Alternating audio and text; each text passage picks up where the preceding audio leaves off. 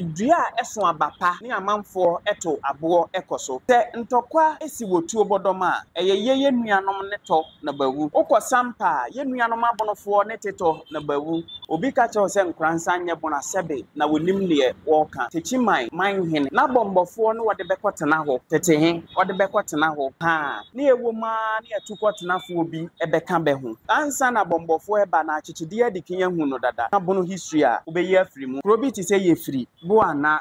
nyafuma te yana nanom befri timbutu a beba amowi ka ho befri timbutu a beba e wone bekotena na demarcation bi ni amana kodi nkransa asasim nti obi a wo claim say hoye ne de mente ase ye ema ntokwa ba ye ne yenuanom binom ntam nyina ne se na ye wodwa kakraka pa a na ewo bondugu Bre bi atwam na bani bre se ye wodwa amadwade ekoso a ne bani bebre ana bani bre pese muhu se tu obodom ye bono ana se nye bono ye bono turodo a mekora no se ubisa ade foforo ka ho anka menyia no Abusia me de enchia if ya de TV so e de som wo be bia wo bia ena si atena se eba bedi nkomo na adepa TV de ye din ne wonam se ene papa nko a ene ye de som wo na ene mene bono champion president ankasa e wo ha no Mr. Fosu Gideon e wo ha no ma ye ba bedi nkomo e de afa bono bono man emu ema bunu asori agina se ye pempuntuo ni nyina no ye de eba besom e wo nkomodi de mu nti jebre na ni eni nkomo share ma obi nso enhwedu betimi agya comment e wo comment section o de wonte ase bia no ye beto ye bo ase na ye yia no kama pa e de amount me ba cho me mo akwa baba de pese me je so menu aba bono man mu etsei nyame adom asundwie mfra maguso a ebo e wo bono man mu nti ha ye bofo minim se enche na ye to aba mebuza se wakwa ye bono champion president and as a youth president no enhyehyɛ ebe na mode agu akwan mu se ebebɔ mmabunu oban abato aye ba beti meda wase adepa TV for I mean ho from day one wa kan ye ho na montu from that ye press conference besin bibia ye be ye ho babi ye da ho nyina ase amemfa kwanya we so na menche a ye ba no dani ye patron Obrimpon Crew Tachi the second abase mine hene my we ne sa no mechia mpanimfo a omode daya no nyina mentimi bobodin bre nti ene bono nhemfo nyina ba beboa ye bonos in the diaspora mo amoka ye hu nyina ye chia mo ye nuanom abonofo a ho Cote d'Ivoire ye de nchia efri ha ede ma hu nyina na ohene we de ma memodidi na menchia no ye na samodua sampa mine hene ye chia no ende anopo mebusa abato edi okay enokre said ye nyina ye nim he se abusua mukura akonwa beto abepre ho ente se wo man a ye different ethnic groups ne ye wom na ya kan ye ho abomu sa amanyokuo se ye ba bepre akonwa ho ye nyina nim tension a ebeba afia etwam na se abato mra edikan twam techiman yante asem de bono champion niti edua techiman yante asem de ewo techiman nti mesre bede wa ye bia atwaso benkase wa ye bia toaso nti asem a amanyofo ba bedi animu the players no bedi animu ye besre asem e be free one aba no ma enya asem a hote na nkofa oyeni amba oyeni ba ma mrewa ayarefo sebe ne be ho kyerebe nya be ne be kofa bae but be ne hawo he e ba be ho so nti yesre wono champion ginamu asundue hu dawura ne ye bose ye besre afi so ba be da no aban mu mpanyimfo a be hwe abato so no benyama perepere yo emra mu broni be ka se transparency said the be ya enkofa menteme ho ase bi e de ebeba e de oye ne beba nti de metimi aka no na ye nyina ye to aba na ye kokoyiye mpanyimfo a ye de buo ne anidie atabachi na mampuntuo ene security a ye hwehwe o man himu no ye nsa aka meda se branding said your kind my yanko ye question no so nkwanza man ebinum se ye bono ebinum se ye asante ebinom kwa obia wo de eda ne tirim efa nkwanzaman ho mame musa se eye bono eye asante eye den na ye ubeka ede afa bono ma nkwanzaman ho meda wase I think say a right question pa ne we bi science and say mpanyimfo be de ade to 30 abon mu a 30 a ne wura mu yi ti se obe bisa bono nkransa asem na wo bisa bono nchempem president a I think say we twa fufuo amana to nkwan mu anyame ane mene nkransa eye bono obi ka che se nkransa anye bono asebe na wonim ne wo ka ne nyina ne se eye yewura techiman man hene na bombofo no wode bekotena ho tete he wode bekotena ho aha ne ewo ma ne atukotena fo bi ebeka be ho na bere bia metaka senka ye di afa ne afa menu aba achechede ne bombofo hwane di kan fa ne yonko aha bi ansa na bombofo eba na achechede di kan hu no dada nti ye bono prekope ye wo sesi akura nkuro bi wo ho a wuntimi nka bono history a obeyi afiri mu krobi ti se ye free bo ana nyafuma wahu te ya na nanom be free timbutu a beba amowi ka ho be free timbutu a beba e won be kotena na demarcation bi ni amana kodi nkransa asasim wahu nti eye bono trodo a chese hwenka ho nti obi a wo claim se ho ye ne de mente ase nti ubisa me ane eminim edefa ho na se o kan de onsa si ubo se nkwanza man eye bono man pepepe kuo ya ye nkransa fo bebre wo a ye bono nchempem ya ne nkransa fo bebre ne ye even mempo a me ka say me fa efri techiman na me fa free nkransa enti wo ye die me ya bono ni sa na yete aha na mame ntwe adwene nkonkosi ade bi so 1723 1722 ne ema ntokwa baye ne yenuanom binom ntam nyina ne se na ye wodwa kakraka pa a na ewo bondugu ye san wodwa kese pa wanchi ha sei mo nti na bono dwa ekoso enti scholars anase nimdifo kire se to abeto hye yeso nyina ye economic reason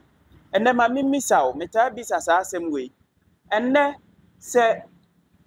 middle belt you pedwa ejina so pa menu aba obenya na wo he dwa ejina so se akoye techiman dwa enne nti se bre bia atwam na bani bre se ye wodwa amadwa die koso a ne bani bebre ana bani bre wani bebre me mpese mekom bebre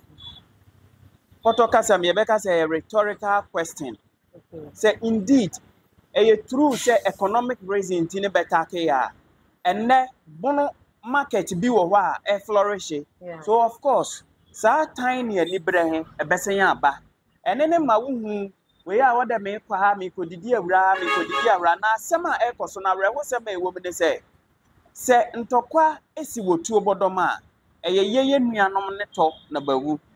Oko sampa ye nuanom abonofo ne teto na bawu oko ofuman a ye nuanom ne teto na bawu nti mi bisa se why ne benefit from sa basabasa ya ekoso he ye besre bono ya sumduefo ye ba ha ye beto goanfo sebe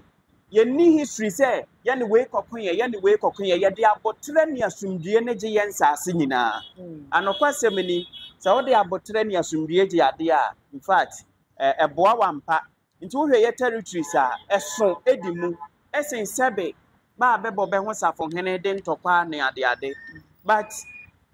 ma kan se ya wie ni nyina nkamfu ameka se unity in diversity ehun hia se ya jetum se ye different na ye beka bomu a ne ye wu ni mo de beba on board ne ye mesumi ni me de beba on board ne ye nya kasatwitwie ne ahoroba atenni a ekoso a wo chena ebetimi de wo yone abre wo manye bono nchampem association sa na ya mahe nka ho ya twe ye ho firi ho na mmom ye bebo asumdue hu dawro ne ya hu se ye nua da gomba ni ye nua nkran ni ye nua mfantini ye nua in fact akamfo en kra de me nam bo bedin because beti efiri ha sei obi a wo ya kan ni bia wo firi ha say ni wokọ ba bi a wokọ yi na afi ye de wodo atena na aboa ama Ghana ye hwehwe say ye pese ye building yensa aka menuaba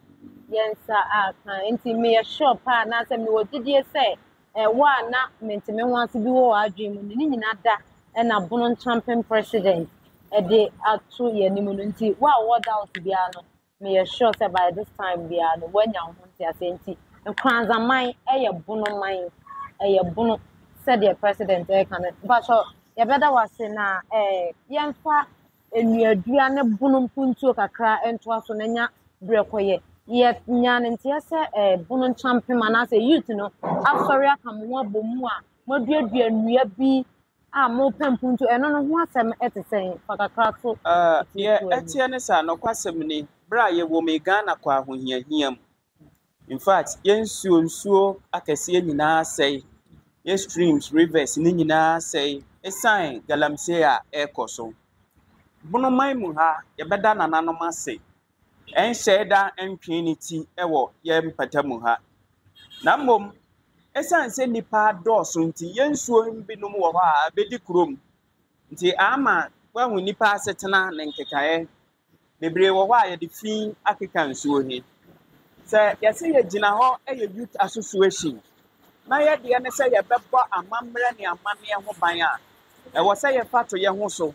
na afei nsuwa a yɛ nananom digya yɛ ni yɛtimi ɛyɛ ne yie na yɛde manchirimma na bɛba ho history he bɛka bammerɛ ɛwɔ ho nti ne ɛba yɛ mu a ɛwɔ sɛ yɛbɛyɛ ɛne ne yɛkokoduadua nnua he nti yɛde bɔ nananom agyapade a bɛde ma yɛ ɛho ban saa ne ɔteɛ because pempi metaka ese beka se obi ye bema nya no ane se wo sori akwa ho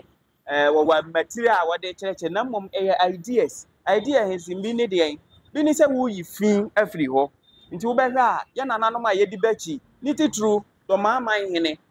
nanamunya wa sori na wo ye abejejuma amanyadwuma na be prapra nti se nana ose ade yo ajiman badu ose ade yo doctor ajiman badu to maaman wura aha nti se nana ye sei na ye se ye bedi nana achidi a e wo se ye sua nepa nana da nadihim ene ne ma ya fa to ye ho so se nsu a e wo bono ne na hafo mantam mu nyina a ehia se nipa de ne nsa kan na ebo ama ne ye ye betimi aye ma na ye ne e fata nua se ye bedua bre wo se ye gye ho na ye clean up exercise ye beye nti ye firi ha nya me boa minim some next video am be shoot from Boyam. In fact, Bono Kingdom hiniti say one year wo asuo tachi ye beko ho ne yakwa akosiesie na ho minim some ba mo benya history bebre a efa akan ho not Bono nko a akan ho nti eduru ho a ye befre ho na yakwa akoye se adwuma o befre ye de ma mimusa se e kamia ye se sesie no Bono ehemfo ene mabune wo mu na sorry brane eje de eye won dia de na ta sa de na chi ne eta kire ne se panyimfo bede urefri ukromu hene na ben ase obeyira bedwase o obeyira ewo ho nti se ye ja to ho mpodi a afede ye kwa akofa because bede sankofa ye nchiri nti enye obia competition he e against ye abonofo ankasa ye pese ye china ye better sen nora said ye tie he nti ya ama ye ho mene so ne na amanfo benim efa ye ho ye kama bahu se ye nie aha nti sa na ye tie nye se ye ne obia ni akansie ye ya ho ne ye ho si akan na afede ya better tomorrow no than na ye nya desire future pono hwehwe sa na ye tie me nua ba nti enuadua ye chi no den biem ne ye next in fact Bono champem afato ne ho so ba bia e wo se ye renovation for school a ya hoden beso he ye beye ye nyan to aban ko aso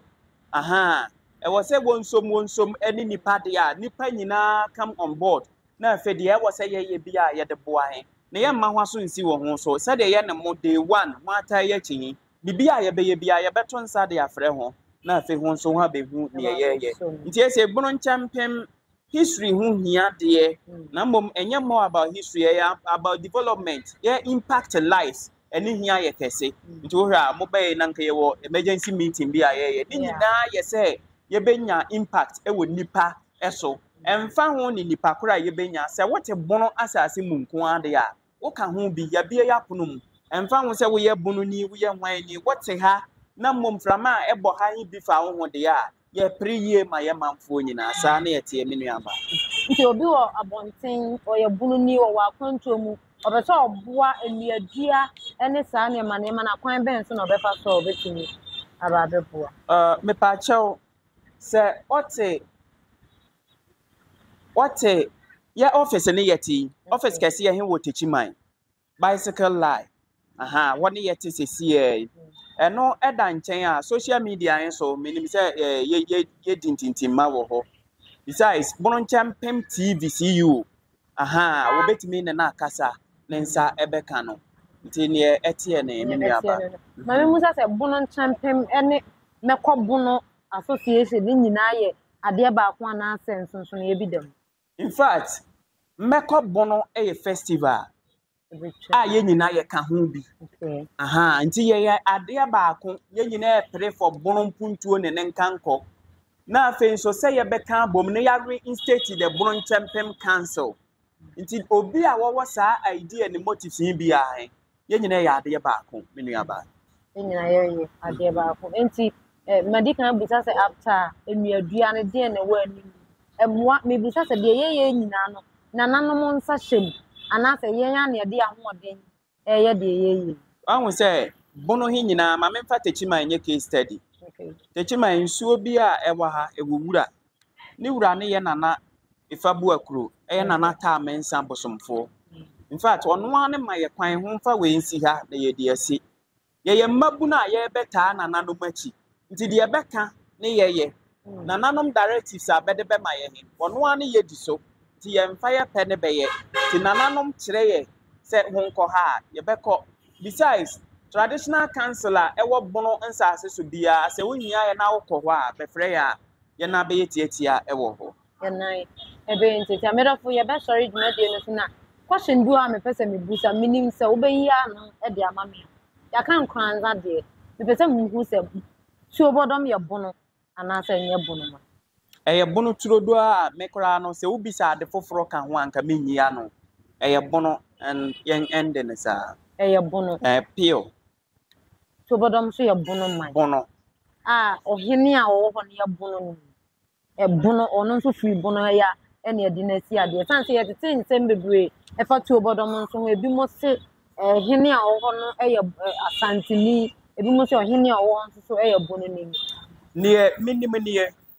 bonofo sɛ woyɛ bono ni sɛsi a ɛwɔ sɛ woyɛ proud of wankasa wo ho nyamea ne menie yɛte wɔn yɛyɛ okay yɛmpere sɛ wei yɛyɛ deɛ sɛsi a tuobɔdɔm hene a wɔwɔ hɔ sɛsi a ɔne yɛ akyɛmpem hene ɛde ma Techiman traditional council nti bibia ni wa metimi aka ho bi na anɔkwasɛm ni ne nti ameka sɛ woyɛ bono ni ama wani nye ne sɛ yɛte mpem bebree sɛ binom beedi atem na beedi atem nso bebenya anka yɛsan ka bɛ ho wahu nti ɛkyerɛ sɛ yɛ wade na yɛsom na yɛ add value to history a yɛwɔ here a ne sɛ Ghana na wiase nyina bɛte yɛnka hu nnɔkora a yɛdi wɛ asɛm a wobisa yɛ menim sɛ wankasa so woyɛ wo checks a wobenya findings nti saa na yɛte me nuaba woka atem didie mame musa sɛ wote saa wɔ social media so saa sɛ obi di bono atem mo kasa ɛne deɛ keka ɛha wɔ kwan bi so ana ɛnha me da ɛboa promote yɛ ha ɛha ne sɛ ɛyɛ ketewa bi sɛ ebi a wɔkyena na de wɔyɛ ni aba but mame mfa kwanya wei so na mintu yɛ nkrɔfoɔ nyinaa fo sɛ even at the face of extreme provocations ɛwɔ sɛ yɛhyɛ yɛn ho so enkodidi atem na yɛmfa legitimate means a yɛbɛtumi de address yɛ challenges yɛmfa saa kwan so en address nti ha enha me so ne sɛ sɛbe sɛsia wosi fam na wo kɔ na wo sɛ mmɔfra gyina fam bɛɛ to dua aboɔ kodua bi so a enso anka na aso amango obi ani wa afra mo dua obekɔ akɔgyina hɔ sɛ wɔɔto aboɔ akɔso nti dua a ɛso abapa ne amanfoɔ ɛto aboɔ ɛkɔso nti wei kyerɛ sɛ bono yɛwɔ bibi ɛwɔ Ghana ha na in fact brɛ ntimi nkom the independence of Ghana Prano, Bono for me and lead. So political wise, economic wise, Bono play vital role. But among 4% undermine the truth is always truth. When them say bra dura, go so aye chiri mu we are saying no kure nyina bedadi amabahu ne Bono ejinama. Yeah, that's it. Mami Musa say, "Oh, you're proud to say oh, you're Bono." Pa. In fact, me de na mahohoa. Enya sa asenka me megina sa adwumadi we bi.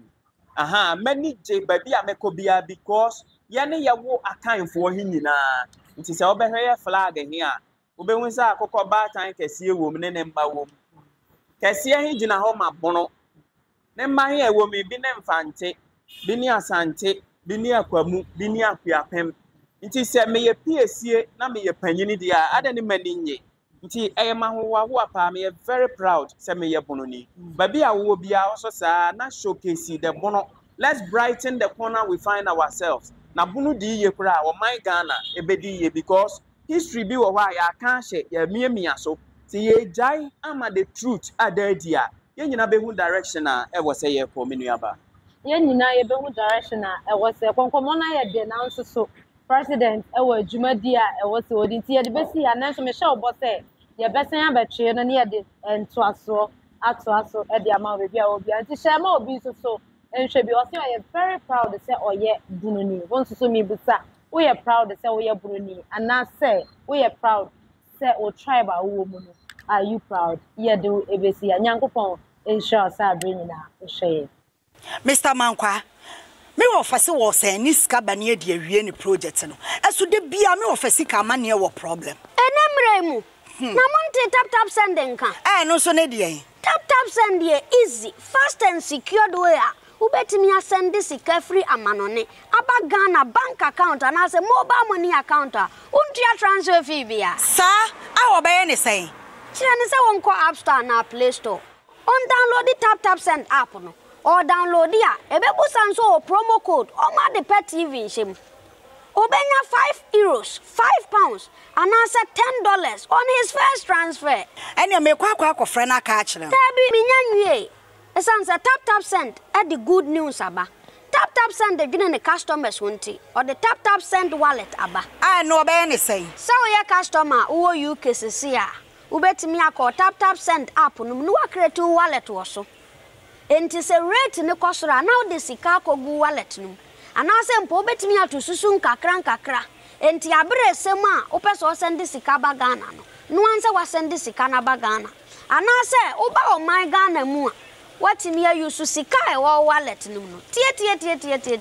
eni set say yusu momo Ghana hayru sa pepepe se si tap send atre na hiem kopiem wo United Arab Emirates Netherlands and Austria tap send na papa no